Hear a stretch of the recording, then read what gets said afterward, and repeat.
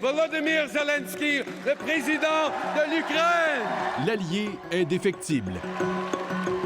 Justin Trudeau aux côtés de l'Ukraine et de son président. On doit tous se battre par tous les moyens possibles. D'Ottawa à Kiev, le premier ministre a multiplié les séances photos depuis 2 ans.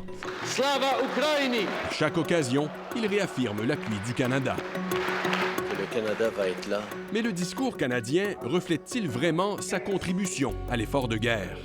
On est beaucoup plus dans une stratégie, je pense, d'image. Cet expert a étudié en détail l'aide militaire apportée par le Canada à l'Ukraine. Son constat est sans appel. Une aide modeste et aucune planification militaire d'acquisition présentement pour être capable de soutenir l'aide modeste que l'on donne dans le temps. Comment se compare la contribution canadienne à celle des autres pays? Regardons les chiffres. En date de l'été dernier, le Canada n'était que le 21e contributeur en aide militaire à l'Ukraine en proportion de son PIB. Pour l'envoi d'artillerie lourde, le Canada est en queue de peloton. Même chose pour l'envoi de chars d'assaut à l'Ukraine. Pour ces 2 types d'armements, l'apport du Canada est similaire à celui du Portugal, un pays pourtant beaucoup plus petit. Le Canada a été l'un des premiers pays à envoyer des chars d'assaut en Ukraine, se défend le ministre, et il a fourni 2,4 milliards de dollars en aide militaire depuis le début de la guerre. Mais des promesses canadiennes tardent à se matérialiser. Le système de défense anti-aérien de 400 millions de dollars promis à l'Ukraine il y a plus d'1 an n'a toujours pas été livré. Le Canada, qui n'en a pas en inventaire, doit l'acheter aux États-Unis. Nous sommes dans la file d'attente, dit le ministre, et les négociations contractuelles continuent. Le Canada n'a pas non plus augmenté sa production de munitions. Les obus de 155 mm, par exemple, manquent cruellement sur le front ukrainien.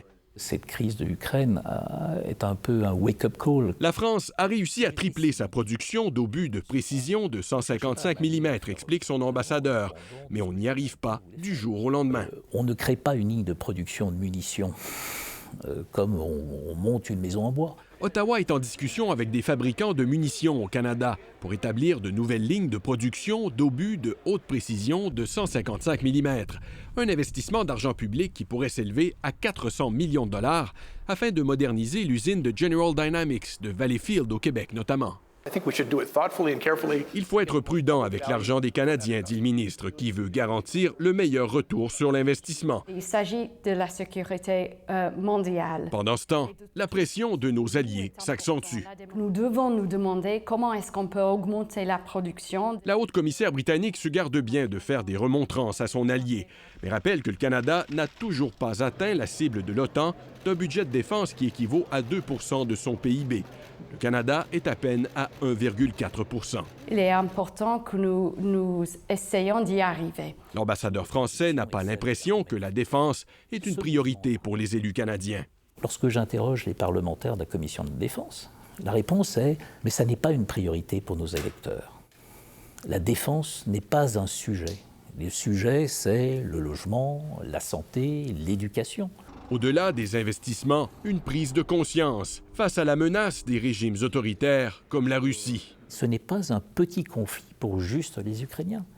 C'est un État totalitaire qui essaye d'écraser et qui ne s'arrêtera pas. Alors que l'aide des États-Unis à l'Ukraine vacille, les Européens appellent à redoubler d'ardeur. S'il veut paraître crédible auprès de ses alliés, le gouvernement Trudeau doit démontrer que son discours est à la hauteur de ses actions. Ici Louis Blouin, Radio-Canada, Ottawa.